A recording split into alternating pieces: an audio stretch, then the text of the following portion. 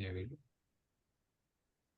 So to kick this off, I'm going to do an introduction one more time. This is our third session with the Reverend Dr. Aaron Stauffer, who is an ordained teaching elder in the Presbyterian Church USA, and currently serves as Associate Director of Online Learning and the Wendland Cook Program in Religion and Justice at Vanderbilt University Divinity School.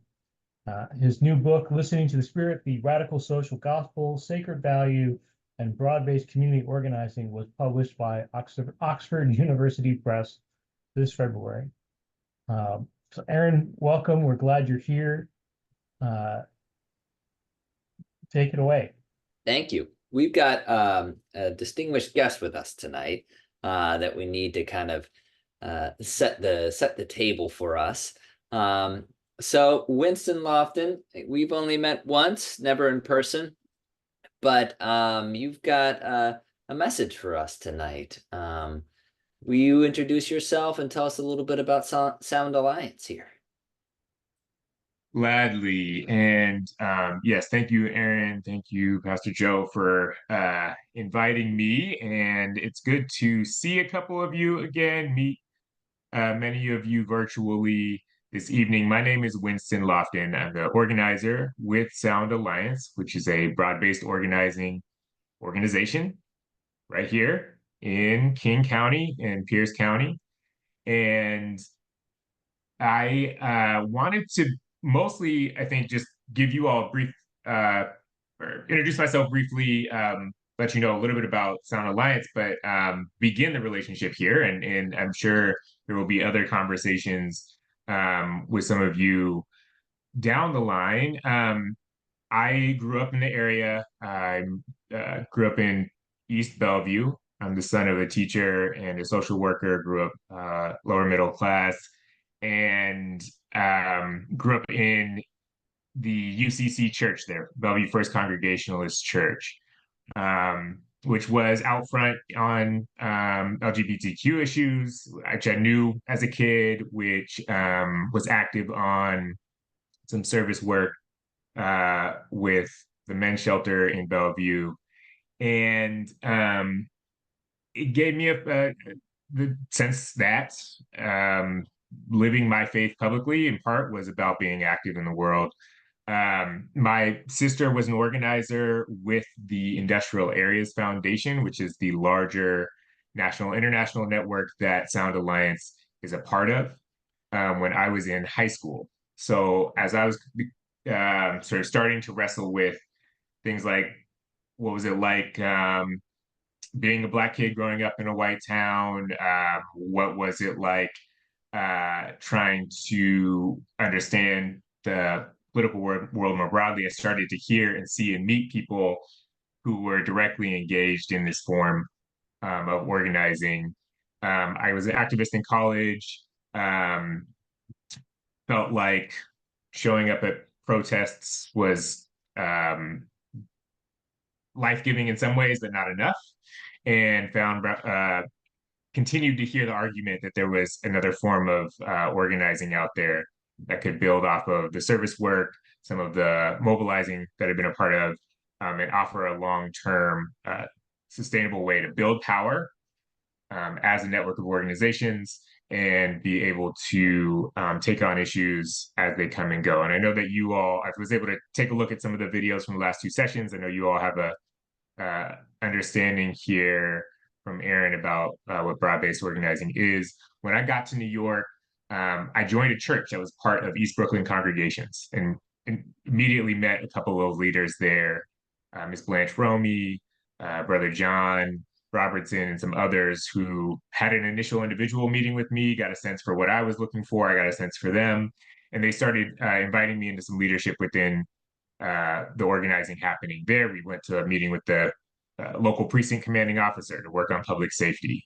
We brought about 30 folks from our church to a meeting with the borough director to join several hundred others to call for specific amount of funding to go toward building a park in our neighborhood. We brought about 50 people from our church to a meeting, again, with hundreds of others and the director of New York City Housing Authority to get a series of repairs that had been backlogged for years.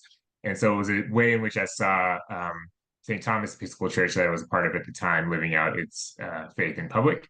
And and I became an organizer for a few years, continued to be able to take on work in Manhattan and New Jersey. Took a break, came back to be near family. I'm glad to be back in my hometown area. Glad to be to have found Sound Alliance and started it as an organizer a few months ago. But now I'm in my geographic home. I'm in my organizing home, and I'm excited to continue to engage with folks in this area. Sound Alliance has been around since 2008, has been involved in a number of initiatives since then, getting Bank of America to start one of the first client-facing centers to deal with the foreclosure crisis and help people prevent foreclosures, getting the day center built in Federal Way for folks who are unhoused, and helping to broaden out support for a couple of King County levies, including the Best Starts for Kids levy and the crisis care levy that just passed last year, among other things. And we're looking to engage with more congregations, more institutions, and to continue to build power in this region. Thank you. This is great. And it's wonderful to know a little bit more about your story. It's good to see and hear organizers organizing in their hometowns, right? That's really special and important. Friends, again, I'm Aaron Stauffer, the Associate Director of Online Learning and the Wedland Cook Program in Religion and Justice at Vanderbilt. It's a co-curricular program where I work with churches really on developing their congregations, leadership within their congregations to shift them towards the cooperative and solidarity economy. I have an experience in interfaith and community organizing. I was trained by the IAF in San Antonio, ran a interfaith nonprofit out of New York for about 7 years, Religions for Peace. But I know some of you because we've been with us the last 2 meetings, but some of you I don't. And so because of that, it would be great if we could just even quickly go around and say your name and what institution you're from. This is Zoom, so you all come in a certain order in my screen. So I'm just going to kind of call you, and if you're not ready, say pass, and we can come back to you. But does that sound okay? It needs to be real quick because we have a good turnout tonight. Does that sound good? I see nodding of the heads. I love that. Abby, I'm just going to begin with you. Can you give us your name and what institution you're from? I'm Abby Brockway, and I'm from Woodland Park Presbyterian Church. Thank you. Wonderful. Winston, you're next, but I see you there. David, can we go to you next? Hi, Aaron. I'm Dave Ramsey, and also with Woodland Park Presbyterian Church. Good. Todd.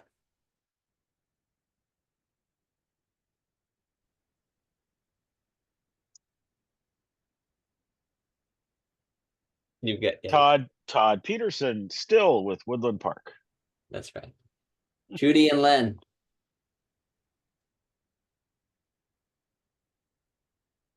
Judy and Len Andrews with Woodland Park. I love it. Thank you. Jan. Hi, it's Jan Oliver, and I'm also with Woodland Park Presbyterian, and I did finally watch the second video. We were in California, so not able to be in attendance.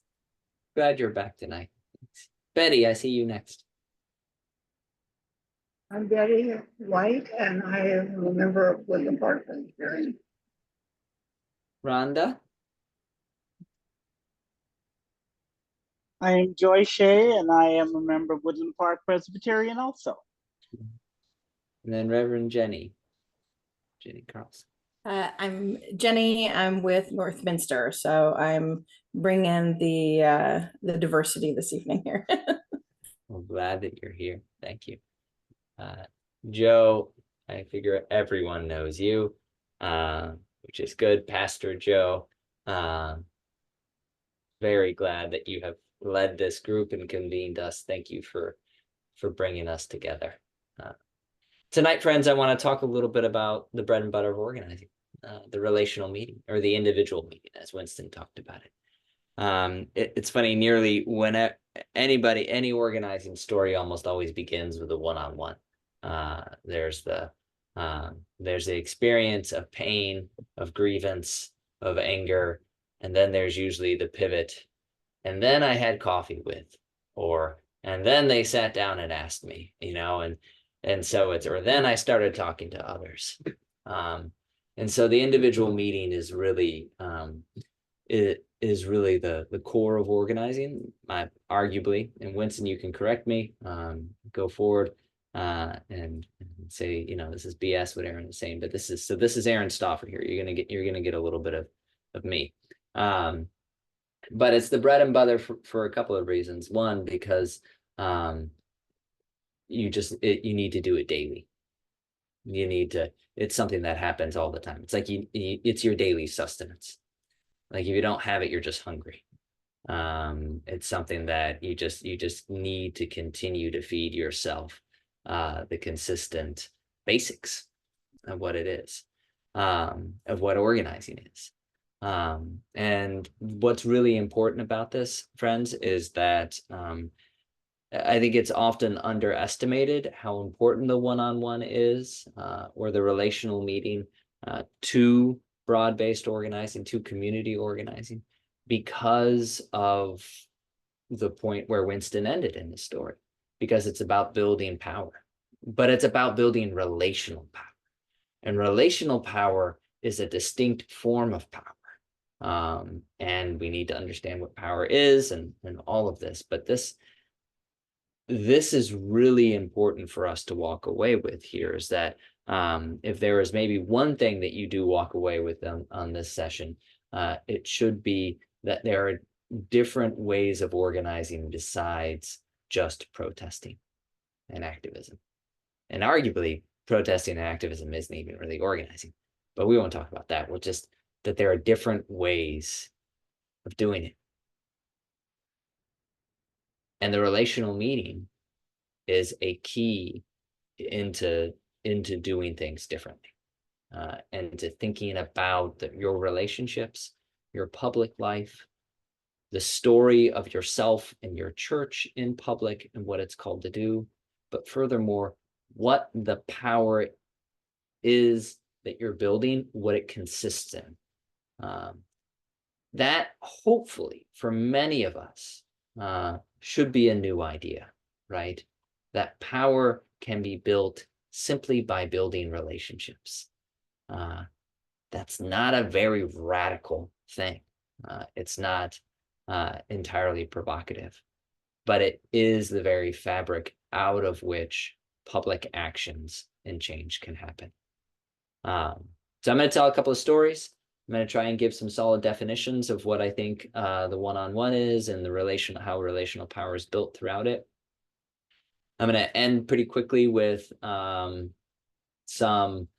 hat tips to the theology underneath it all, because as we started here, we started with the idea that the church is really identified with a task rather than a building, certainly, or even with a group of people. Because there are all sorts of people who call themselves Christians that are doing stuff that's vastly different from what I understand Christianity to be. And I'm interested in making sure that we're going to have a solid debate and define what I think it is that Christians are called to do, and how it is that we can be identified as different people with a different calling and different task and different work to do, right? So there's a lot at stake here, right? It's not just a hobby horse here. This goes to the very heart of our faith. I'm in Central Time, so we have until about 10:30. We don't need to go to that whole time, but I'm not going to talk too long. I'm hoping that we can get my stuff out of the way and then make a turn towards collective conversation, both individually for your own faith lives and then what it looks like for each of your congregations. I'm entering this. This is a lot of preface, but I'm entering this knowing that that Pastor Joe has led y'all through some relational meeting trainings before, so you're not entirely unfamiliar with it. But the other reason why it is that the one-on-one is the bread and butter is because it's well, you can never do a perfect one-on-one. It's just, you can never do it perfect. You always need to do it better, you know? And so if you think you've got a handle on it, you're missing it. It's kind of like this. It's kind of like if you're thinking about God. If you can understand it, that's not God, right? So these are typical things here about that help us think about it. Okay. So you're not entirely unfamiliar with it, but I think going over it is important for the reiteration practice. Right? So let me begin with a story, because that's where we ended last 2 weeks ago, right? So in 2017, I was running a congregation through listening campaign. I was helping them walk through the first individual meeting training about how to host a one-on-one, and then how each individual one-on-one builds up into the larger campaign of a listening campaign, and the whole point of a campaign, what it ends in, and all those sorts of things. And this was a relatively a well-off white congregation that had always identified itself as a congregation that prays as it protests, right? It had a solid understanding of its social justice identity, but it's not unrelated to that. Its notion of its social justice identity was solidly couched within the consistent point that was always made, which was they always gave away 20% of their budget. So this was huge. This was a huge identity point for them too, right? But as a charity, right? They would essentially see themselves as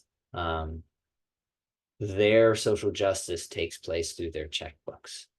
It's not a bad thing, but it certainly isn't everything. So the idea of doing a listening campaign was new to them, primarily in terms of taking stock of the issues that are of concern, the stories within their congregation, because they thought they knew everybody already. And secondly, that it might open new avenues for them to take action in public, and that God might be calling them in that way. So I sat down with the other organizer who was training me with them, and we started to mock out a one-on-one. And I asked him why it is he got involved in organizing, what really drew him in it, what has kept him in it, and all these sorts of things. And he started asking, started telling stories about how when he first got involved as a neighborhood community organizer, as a neighborhood organizer, he saw this elderly woman, this elderly Black woman, really engage in community organizing and transformation and get some solid wins for her community. And it was just phenomenal. He said he was so inspired by her, and she was so on fire about this then that she just wanted to go and organize the white community about it. And it was so great. She organized 20, she got a van full of 20 people, and it was starting to, take them out to go vote and all these sort of things. And I stopped him at that point because I said, Tim, this is really great, but you're not in it. I'm not hearing anything about you. Where are you in this story? Why do you care about organizing? And he kind of stopped. He didn't really answer the question. And then the meeting just kept on going. And then later, I had a conversation with him. And then he was angry. And he was angry. And he said, Aaron, you misunderstood that story 100%. It was not the whole point of organizing for me is identifying other leaders' capacities and helping them and walking with them as they go about actualizing that. That to me is what organizing is it's the process then of self-development and of self-actualization. And he had a few choice words for me about how I had understood his story, but organizers are comfortable with anger, right? This is one of the important points: is that we need to have better schools of anger to help us understand and express them in appropriate anger in appropriate ways. So I start with this story for a couple of reasons. The first is that the individual meeting always fits into a larger process of organizing. You never just do one individual meeting with somebody. You always return back to them, it seems to me. And the reason that you do this is because people change, things change, issues change. You want to go back and connect with people. But here's the pat definition of it, if you want to hear about it. Relational meetings are intentional meetings, right? They are public meetings. They're not focused on chit chat or gossip. And because of this, the relationship and the conversation has a time limit, right? The IAF has typically defined these as 30-minute conversations, right? Well, if anybody can do a relational meeting in 30 minutes, good on you. I think typically things happen around 45 minutes or an hour. I think that's okay. But the main point is here, you've got a clear intention of what it is you want to, why it is you're having this meeting, what it is you want to talk about, and you don't want to waste each other's time, right?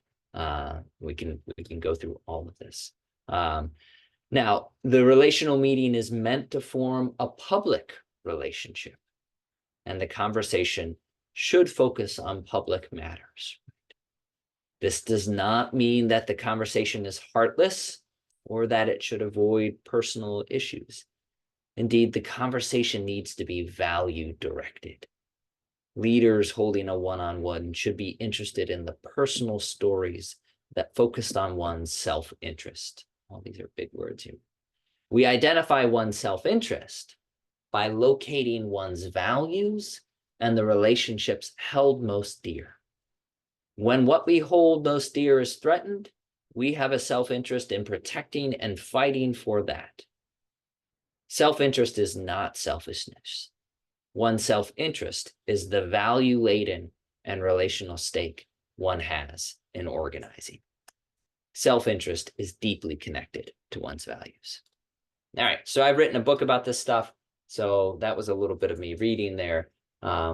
But I didn't kind of want to just drop that in the chat. I mean, let's get some content out there. So what do I mean here? And how can I use the story with Tim to help elucidate that? Relational meetings fit within a larger process of organizing. Typically, they fit within a listening campaign in a single institution that would help an institution identify its core values and issues.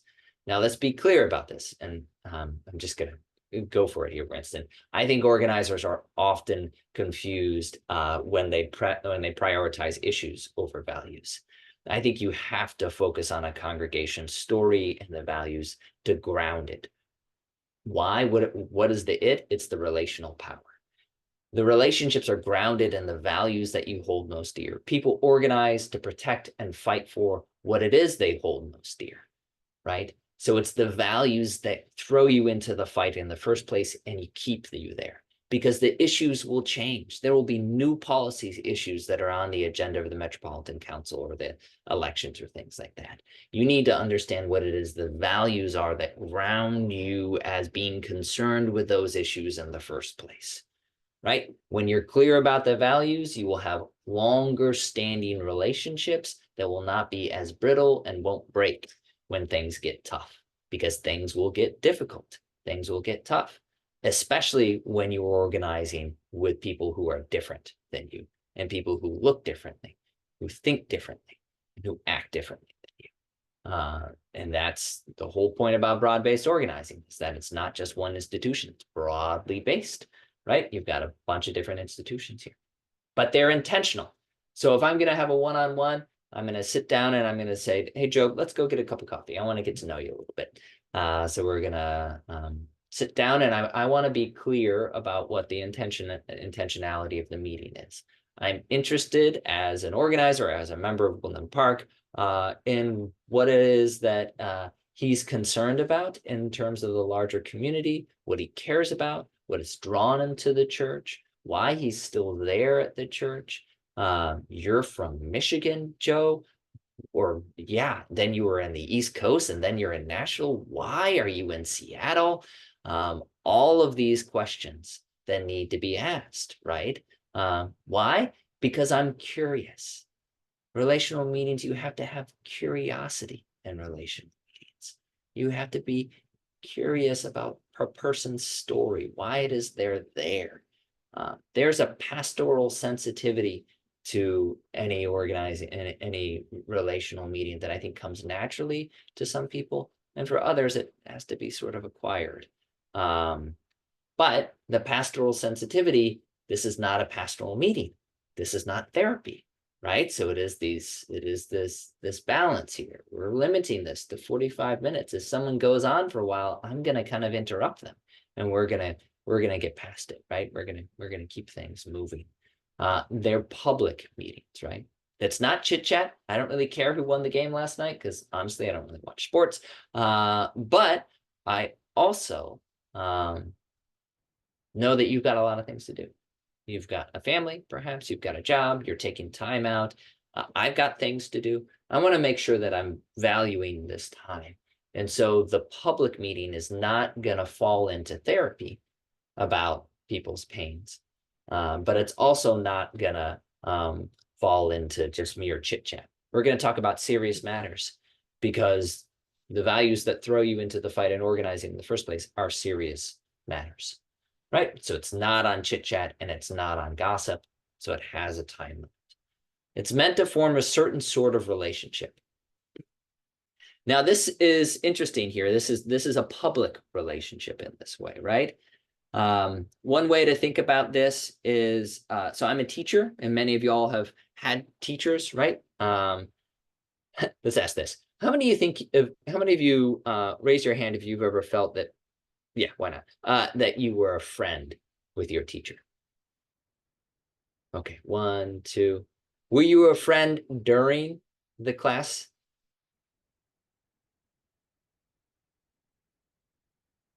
Raise your hand. Oh, okay, much better. That's great, right? One way that I talk about it, I'm friendly with my students, but I'm not their friend. I'm their teacher, right? There are certain things there's a role that I have to play here. Doesn't mean that I'm mean. It just means that there are certain things. I'm a mandated reporter, right? I have all sorts of boundaries that I have to uphold. And so I can be deeply friendly to them, but I'm not their friend. And in certain sort of ways, we can think about it, these different relationships that we have in our lives, like that there are different roles that we play. The conversations I have with my wife and my family are completely different than the conversations I have with Joe, or better yet, Winston. We have different roles, different relationships because we put on different masks, not in a bad way. We occupied, it's like a play. You have different roles in society. One of my first leads and organizers was, yeah, he did that very well because he was very strict, almost mean with me, but he was tender and kind to his leaders. And that was what was amazing, is the ability then for him to handle these different relationships, and to cultivate them, right? So it's not a private relationship, it's a public relationship, which means it requires different practices, modes of conversation. Yeah, exactly. There's a jargon here around leaders, the people that I was working with, congregational leaders, things like that. Okay, so yeah, and just because I'm having a public relationship doesn't mean it needs to be heartless. No, I'm still deeply concerned. Your teacher still cares a lot about you, but there's just boundaries that you have around it. And so I'm curious for the values, and I'm going for the stories. So when you're in this time limited intentional conversation, which is not an interview, it's not an interview because I think we're prone to think of this as like, okay, I've got a set of 5 or 6 questions here that I'm just going to go and ask, and then I'm gonna go through it. For those of us, I feel like who have never done this or are new to these sort of things, I think that is, tempting, but I think it's the wrong way to go about it. I think you have to trust your intuition. Be curious. What do you want to learn? Really listen to someone. So when you're having a conversation and someone says something that interests you, ask more about it. What do you want to hear about it? Why did they do this? What's going on? The sorts of questions that you ask are the whys and the hows, not the whats, right? The actual what of the information, I'm less interested in because I'm curious about the motives. I want to understand you as a person. So I want to get the story and I want to understand the values. And I want to understand who taught you this. Where did you receive this? You didn't just come down and, born fully formed. You are a story and are storied. And so I want to turn those pages and get to know that a bit, right? Now, so once you're having these individual meetings, we're going to get to self-interest and values, and then it'll be, I'm going to talk about power a little bit, and then I'll be done. So one of the really key points here is that when you're in these time-limited, intentional public meetings, that you're adopting a posture and a disposition of curiosity in, you're not prying, right? So I'm not sitting there asking Abby, why did you do this? What's going on? Let me hear more about this. And then all of a sudden, Abby is kind of like, there's a little bit of, reluctance, but I'm like, no, tell me. That's prying. You're really like forcing the layers up there. That's really violent and can trigger trauma, right? And this is why it's really important to understand that there's a sacred task within this. The work of the one-on-one is a deeply sacred activity, and it's a religious practice. If you read my book, you'll see that it's a religious practice for me. But the point here is that it's you have to really, really attend to and care for the other, because the witness that they give you in their story is deeply weighted with holy work and God's presence and God's spirit. So I'm not prying, I'm probing, right? I'm like testing over here. I'm like, well, I'm curious about that. Okay, all right, we're not going to go any farther. Great. I completely respect your ability to not tell me what it is you need to tell me. That's great. Or, okay, well then, but what about over here? What's going on over there? Why did you, all these sorts of why or how or who taught you? What's the story behind that? Where did you first learn that? Those sorts of questions, right? That hold the person lightly, right? We have a tendency to want to organize with a closed fist, but you end up just squeezing people. You need to hold things lightly in order to allow people to bloom, really, and allow them to foster here, right? This is where Eastern traditions can really help us here in terms of Buddhism and Hinduism, and just all things are arising and passing away, right? So let's hold things lightly. But the curiosity is after self-interest. Now, self-interest is a key term within organizing. If you go to any other organizer trainings, you will get and hear that word often. It is key because people want to know essentially what your stake is in the organizing, why it is that you care about this. And people want to know why it is you care about it because they want to know whether you're here to actually do something or whether this is just a passing fad. If it's a passing fad, then it's then it's not really worth anyone's time. It's not really worth your time to commit and build an organization to make real change happen. Because organizing is slow and patient work. And if you're not equipped with the values or the disposition to endure, then you're gonna burn out, and it's not gonna be worth anybody's time. However, your stake here, and this is again in the paragraph here, right? One's self-interest is the value-laden and relational stake one has in organizing, right? It's the value-laden and relational stake. So it's one's self-interest is always connected to one's values and to the relationships that hold those values, right? Values aren't just floating in air. They're always grounded in stories and experiences and contexts and relationships. The way that the IAF and others think about self-interest is they think about the Latin. They think about inter esse, which means between selves, right? So self-interest is always a communal process. It's always figure it out amongst others. It's never, you're never an isolated atom like a billiard ball just floating around. You are a social self. This is very Aristotelian, right? This is, you are a social self, right? You are who you are because others have given into you, right? I am because we are. There is a deep, deep relational aspect here too. So self-interest is not selfishness. But you do need to be clear about why it is that you're here. We'll take a little tangent here just to make another reason about why that's clear. If any of y'all have ever been involved in interfaith dialogue, there are many points in interfaith dialogue where people will just want to say, everybody's all the same. We all believe in love, right? Or we all believe in the same thing. Isn't that wonderful? We thought our differences don't matter. Oh my gosh, it's so great. But then you read the Christian story and you realize, oh, eventually, like, there's a pretty particular story here. Or you read the Hebrew Bible and realize that the covenant of the ancient Israelites is pretty particular.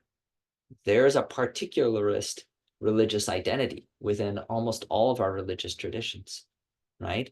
Which is that God or the divine, or whichever divine, has a particular relationship with that people. Eventually, in interfaith dialogue, you will have to put your foot down and say, this is what I believe, and this is why I'm here. Not everything goes. The same thing with organizing this way, in two senses. One, you're not going to organize just with everybody. You organize in a democratic coalition, and fascists are out of the they're not here. You don't organize with, not anything goes here, right? But furthermore, you need to put your foot down about why it is that you are here. What about your story grounds you here? What about your story makes you put your foot down and says, this is why I'm here. This is my story, and I'm going to own it, right? Because it's good. It's valuable. And even the pain here is, this is not something to be ashamed about, but is an experience that allows you to build power out of it, right? So self-interest is the value-laden and relational stake that one has in organizing. Through these one-on-ones and through all the relationships that you build, you begin to build power. Power is typically thought of in two ways: unilateral, top-down, or relational, or dynamic, a dialectic, a give and take.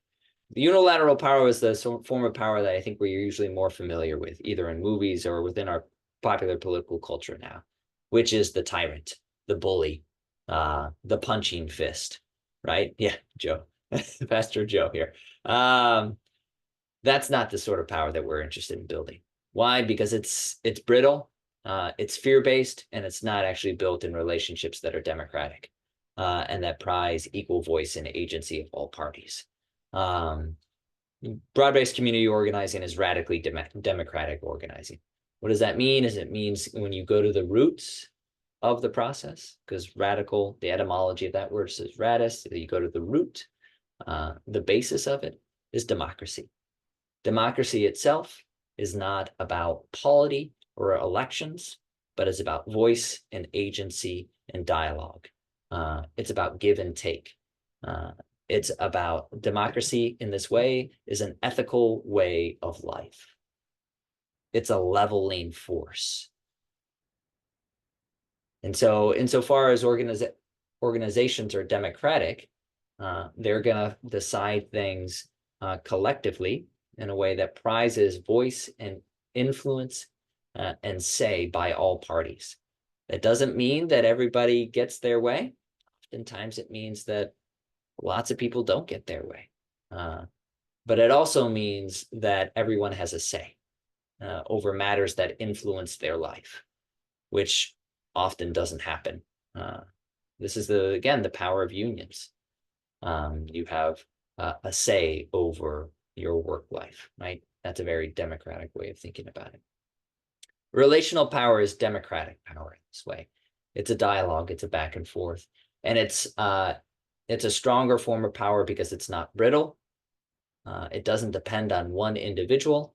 It needs two always, and it's a deeper form of power because it includes and understands the importance of reception, of receptivity, of receiving, of listening, right? It takes more energy or just as much power to absorb a punch as it does to give it, right? But to absorb one and then redirect that energy, that takes a lot of power. And so this is then the deep spiritual wells of ethical forms of nonviolence, the Gandhian traditions and civic nonviolence that we think about that understand the importance of relational power. They understand that everything is relational this way. When you do one-on-ones, when you do lots of them, you begin to reweave the fabric of your congregation. You learn new stories about each other. But more so than this, the theological point here is that when Christians engage in the relational meeting and when they engage in the listening campaign, they're not only listening to each other, they're listening. There's a third figure here, the Spirit, which is moving and weaving relationships together. And we're attending and listening to how it is that God is bringing us deeper into relationship and then spiraling outward and pushing us out into public. Christians are Trinitarian. Well, lots of us are. And so the movement of three is really important here, right? Is that it's not just you and it's not just the other. God is always present at these places, moving, pulsing, responding, and ushering us forward out into new relationships to build deeper, stronger relationships of liberation and love that define our Christian life and our Christian identity. How will they know us? By our love. Love is not a sentimental, or I guess love without justice is just sentimentality, right? As Dr. King said. So there's a deep, deep theological impetus to here. It's grounded in an understanding of how it is that the Spirit moves us together in deeper relationship. It's the reality that we can learn things from others. The one-on-one gives you a focused strategy for doing this, and it helps you build power. So I'll stop there. And we can maybe pause, and then I think we should think. I've got a couple of questions for us, but I'll pause here for either comments or reflections, or even I'd welcome Winston or Pastor Joe to correct me.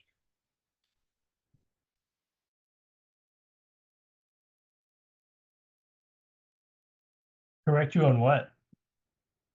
I don't know. Anything that I've gone for. As I said before, this is Aaron, right? I'm not a professional organizer right now.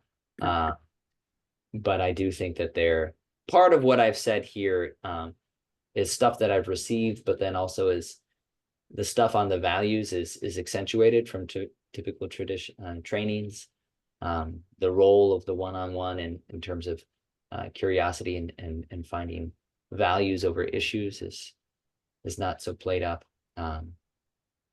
Gosh, there's so much else that we can talk about, anger and agitation and other things, and the power stuff is different. But would you say more about, I didn't quite catch your Trinitarian.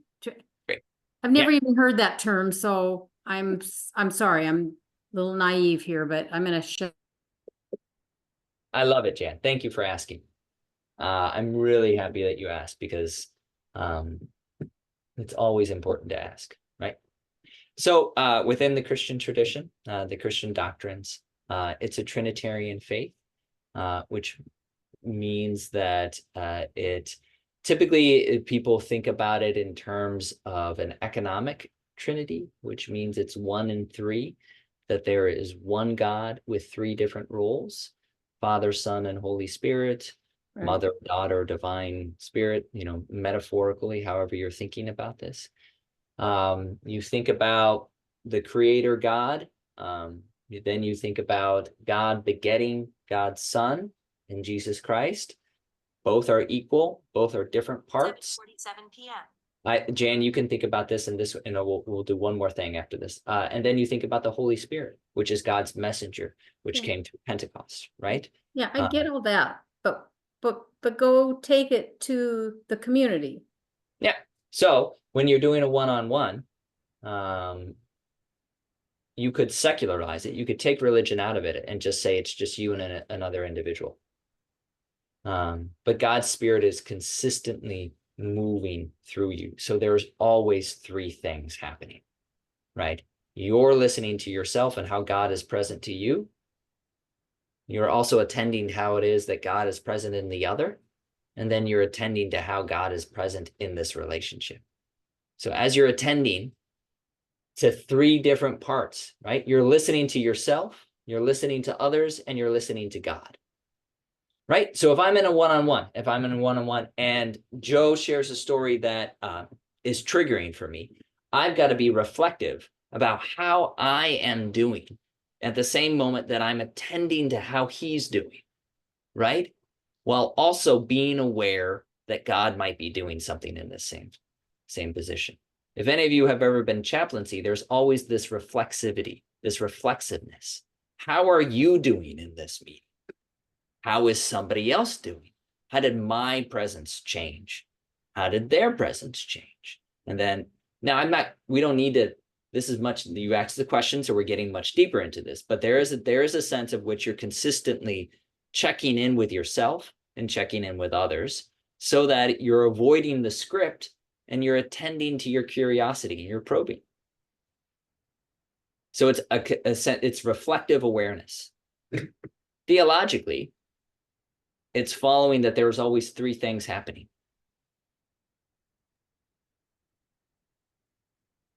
So it's not the claim that I'm Jesus and Joe is God, and then there's the Spirit. It's just a Trinitarian call out of saying there's always three things are happening, three roles, attend to all three, and you can see how they will feed into each other. Does that help?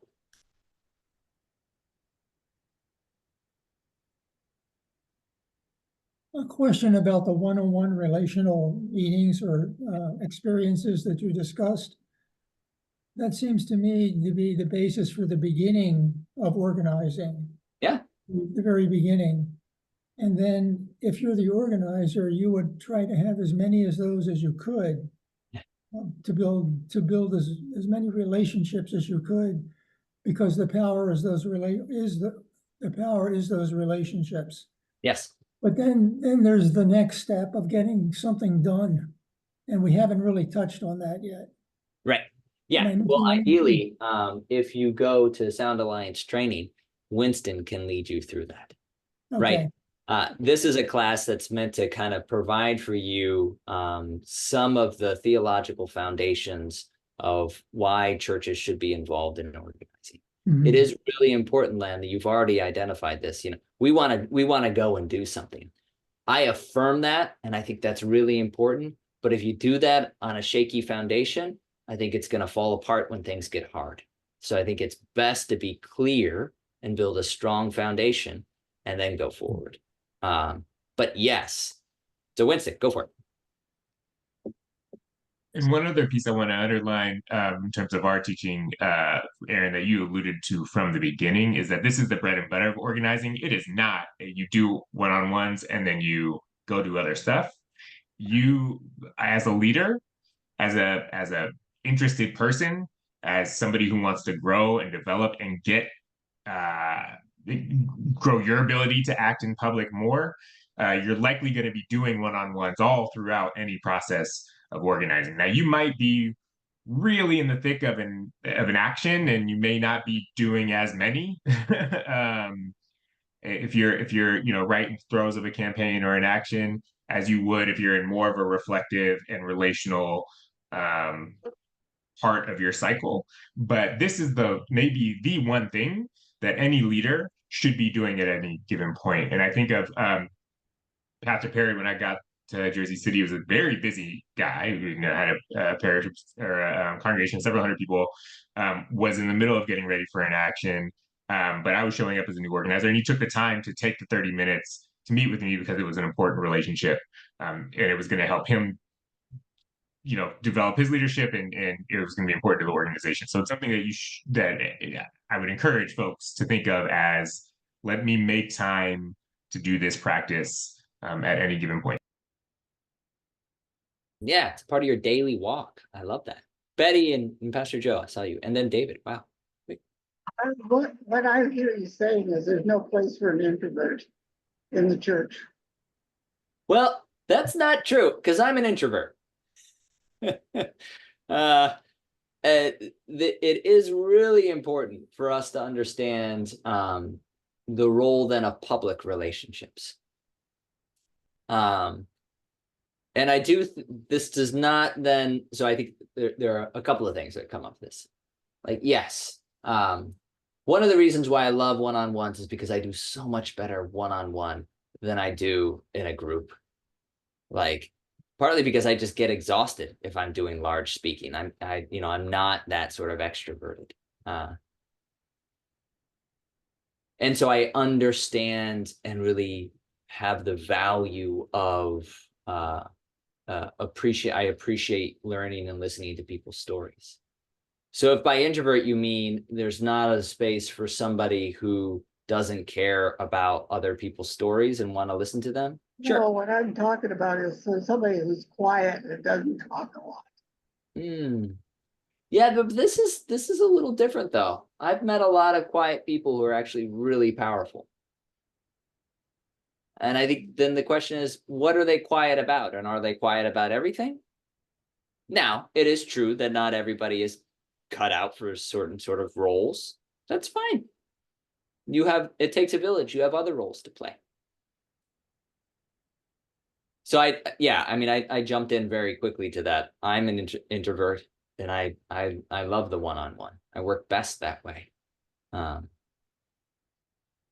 There are other people who might be more quiet, but I think that's about learning them. Why are they quiet? What are they quiet about? And if they're not interested in this, if they don't want to, then it's like, well, then they're probably just not very relational.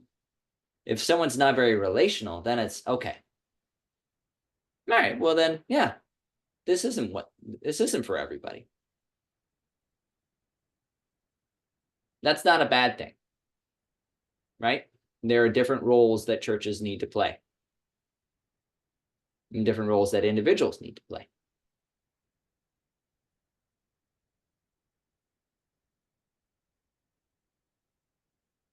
Joe and then David. My question is for both you and for Winston, someone who's thinking about how to do this practically in the local area where we are. How does a church that is curious about organizing begin to follow this and adopt it as a practice, both in terms of the mechanics and in terms of the spirituality of it? How do we take this from theory into something that is action? Winston, why don't you go first, and I'll follow up. Gladly. I think it's helpful to have some sort of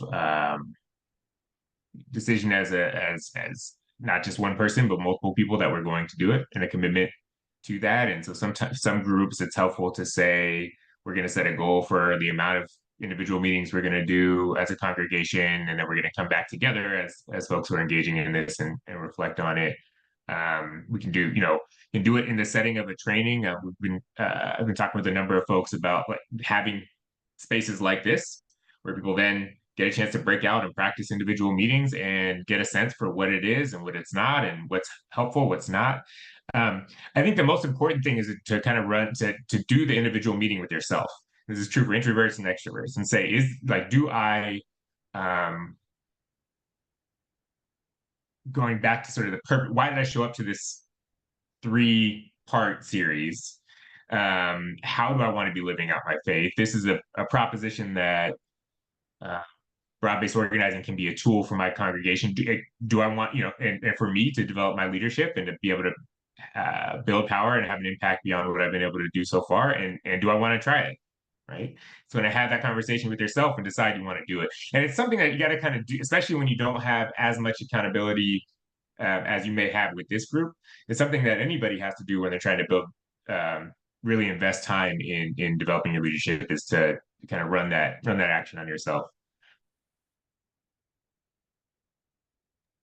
Yeah, I mean, I think the spiritual aspect of this is that's worked out, and as you're continuing to discern and do that reflective work, why did I show up to this? Okay.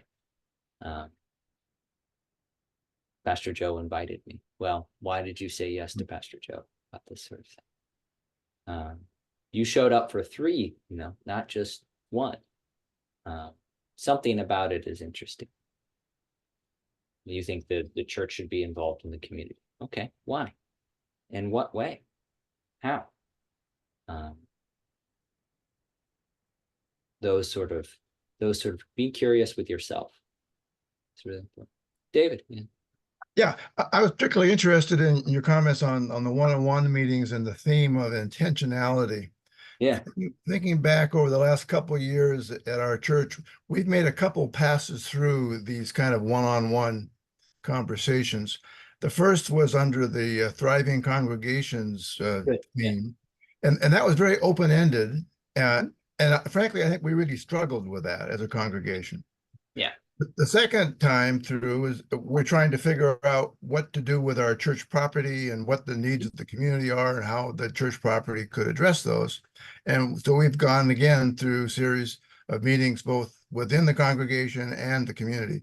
And my sense is that they've gone better. And so I'm thinking about your comment about intentionality. On the latter one, we clearly have an intention. We want to find out something. The first time through, it was pretty open-ended. So I'm curious, or I'd like to learn more about intentionality and the role it plays in these meetings. Yeah, I think intentionality plays, in 2 ways. One is, being intentional about the individual that you want to meet with, and then also what it is you want to talk about with them. So if you're going to have a one-on-one around your building use, you're probably going to want to involve, say, the building manager, right? Or somebody who's been there for 40 years and have overseen the development of the property, right? And understands it in and out. You're not probably going to be as interested in having a one-on-one with the new member, or somebody who's not really very involved for the last 4 months, who's been there for a short amount of time.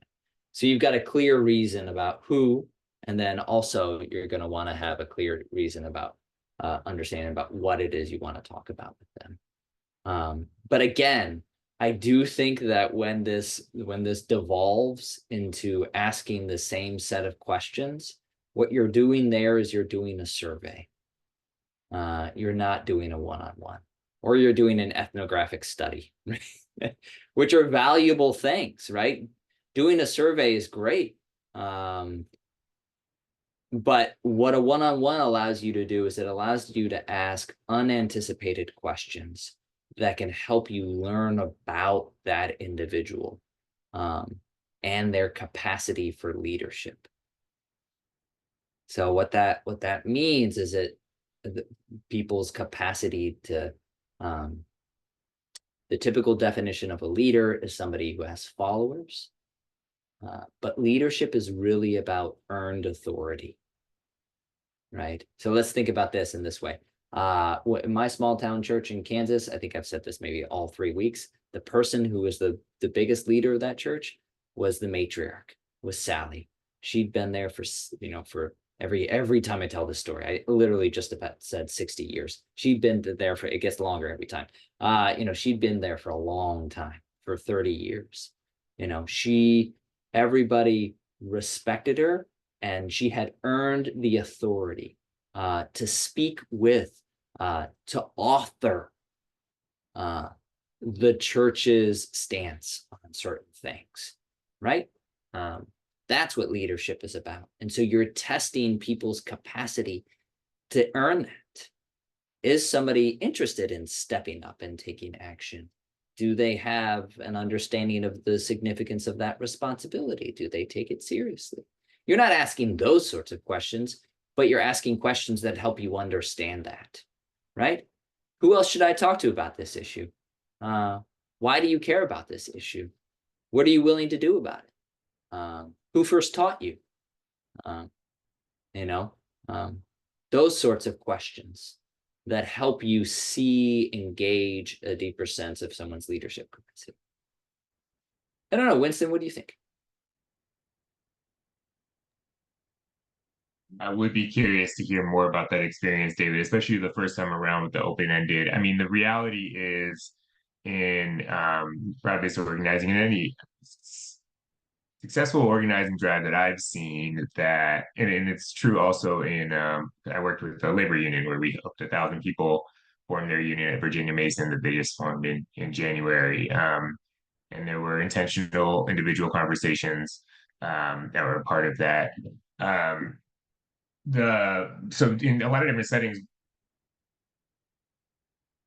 part of the aim is to build to build power that is relational, which means it's not like people are just going to show up for one thing one time.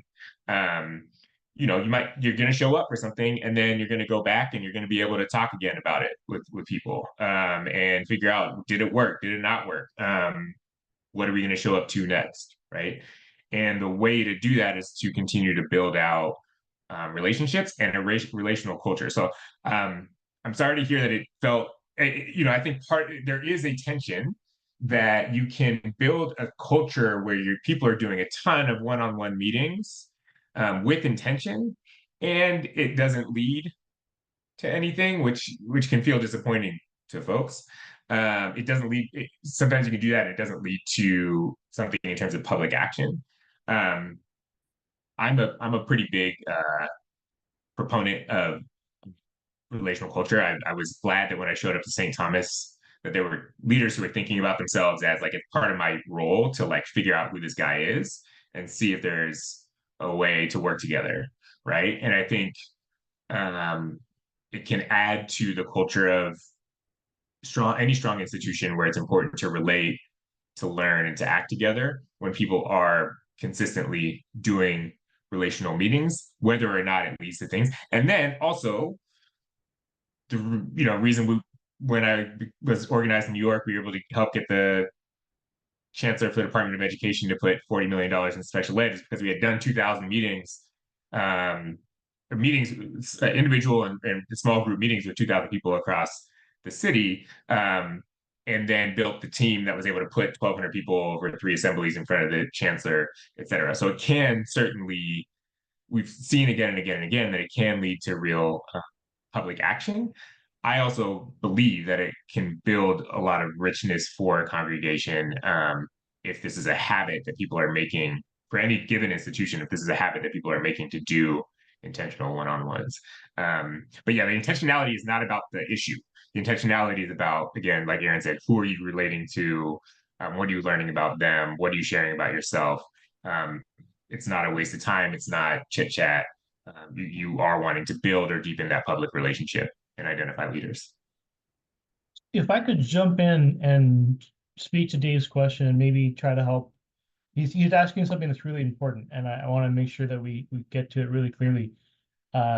Dave, I recall the frustration, and you weren't the only person who felt this way with the first round of relational meetings, is that it was without an objective or a question that we were pursuing. It was sort of go learn what's important to the people in our neighborhood and go discover what animates you as you do that.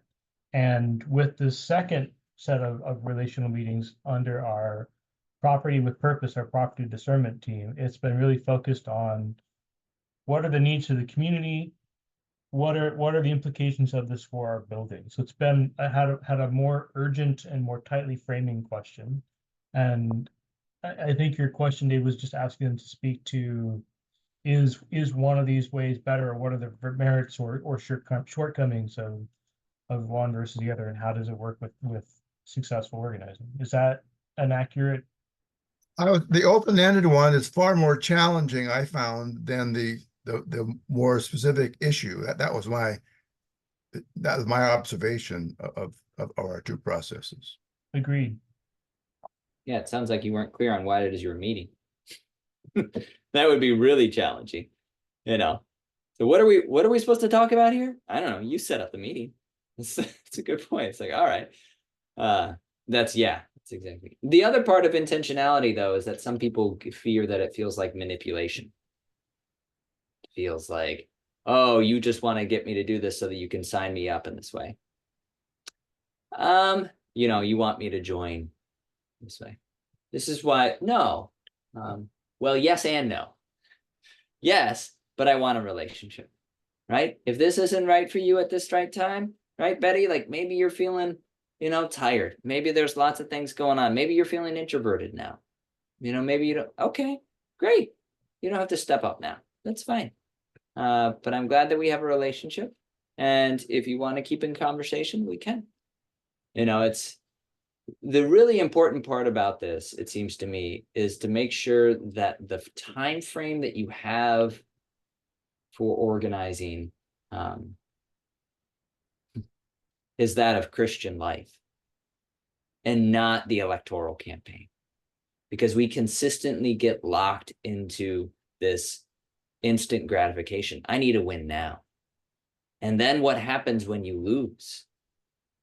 Christian life is a tale of loss, is it not? No. So how is it that you are building relationships that can sustain the losses, that can carry you on to the wins? Right. And so the reason that's why you consistently do these one-on-ones, to go back, it's a habit. That's a very, you know, it's like something you put on as a religious service, maybe. You know, these are rituals and practices that begin to shift the culture. And that's where culture, what is culture? It's the attitudes and practices of a group that provide for the meaning, the framework of meaning. Yeah. Okay, I'm gonna say something here that I'm not trying to contradict Dave, but I thought our very first meetings with each other was very intentional. It had a lot of intentionality in that we didn't know all the people in our congregation. And by meeting each other, and many of us one-on-one, we were forming, I think, more of a community. And if we didn't have more of a community and a strong base, then how do you go forward? So I thought those first meetings had intentionality. So I may have a bad definition, but that's my 2 cents worth. I don't think you have a bad definition. I don't think that's what I'm getting at all. I think it sounds like you have a different understanding and a different experience of it. That's good and valid.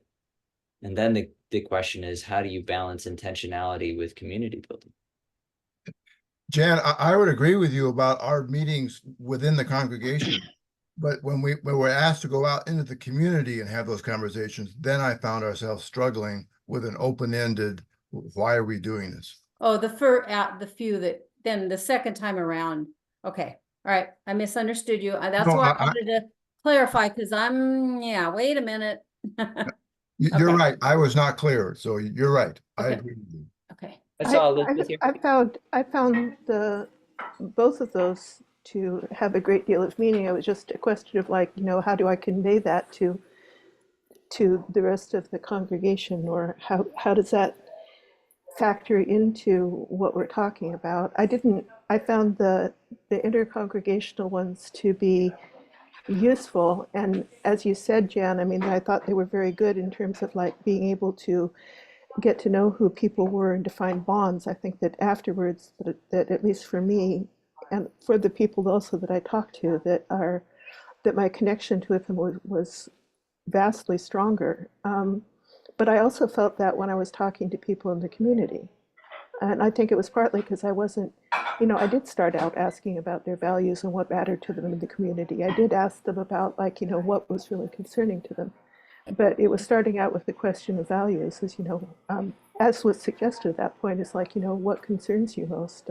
What are you most afraid of? What are you most, starting out with the vaguer ones that got down to who they were. And then it felt to me as if I had a genuine connection and a genuine conversation with a real person. It wasn't like drilling them for an answer to something. Yeah. Although we also got into it, it was also like, okay, we have this situation with our church. We have this situation going on, and we're trying to do this discernment process. But it was starting with, you know, what mattered to them. Yep. And I found those really rich.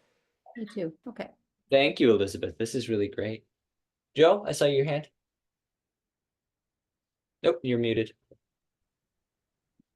You know, I've been using Zoom for several years. I still can't get it right. I was going to say, it's good to reflect backwards. I want to ask that our last few questions, maybe be looking forward. Todd, I don't know what your question was. I thought you were getting ready to ask one. But we're almost at 8:15, and we were talking about organizing as being, among many things, about respect for time. So I want to respect everyone's time here. I want to respect Winston. I know has a drop off at 8:30, and he has some information that I want to. I learned about earlier this afternoon. I want to make sure that he gets a chance to share that. So I'm going to ask Todd. Do you want to share your question, or is it a question for another time? Go to Winston. Okay. All right. So wanted to talk about next steps. I know Winston has an option for that. Yeah. And thank you, Pastor Joe. And as I was mentioning, Pastor Joe, earlier today, I've done 120-ish individual meetings since I started here with the people in a number of our member institutions, as well as organizations and institutions that we just felt like we should be relating with. And one of the things that we typically offer a lot that we want to offer coming up is a chance for people to take some time and really delve into the basic practices and basic principles of broad-based organizing. So we're going to do a training on August 23rd, 24th. We call it a training because similar, I think Aaron set it up well earlier, like one-on-ones, a lot of this stuff, even if you have done it before, democracy really is a muscle that we've got to exercise, and we've got to get back in the gym, and we've got to do it again and again to, if we do want to develop our leadership and power, to be able to do so. So it's somewhat workshop style, where we encourage people to bring in your experiences, your real questions. And I appreciate this group's willingness to sort of challenge the content. And I think that's the kind of thing that we want to have. But we want to do a training that's 6 hours on a Saturday, ideally also 2 hours the Friday before that in the evening. And we're hammering those logistics down on the 23rd, 24th, certainly that 6-hour session on the 24th, which is a Saturday. And it'll be a chance to do this with folks from a few different organizations and congregations that are interested. And so I think from my interactions with Woodland Park so far, I think it would be helpful to have you all in the room. If it is of interest to anybody here, highly encourage it. Reverend Jenny, I also want to, we should talk further, but I think it would be great to have your organization, your congregation in the mix as well. But it'll be a chance to go into a bit more about leadership, power, action, and how some of these pieces that Aaron has helped pull this group through fit together within broad-based organizing.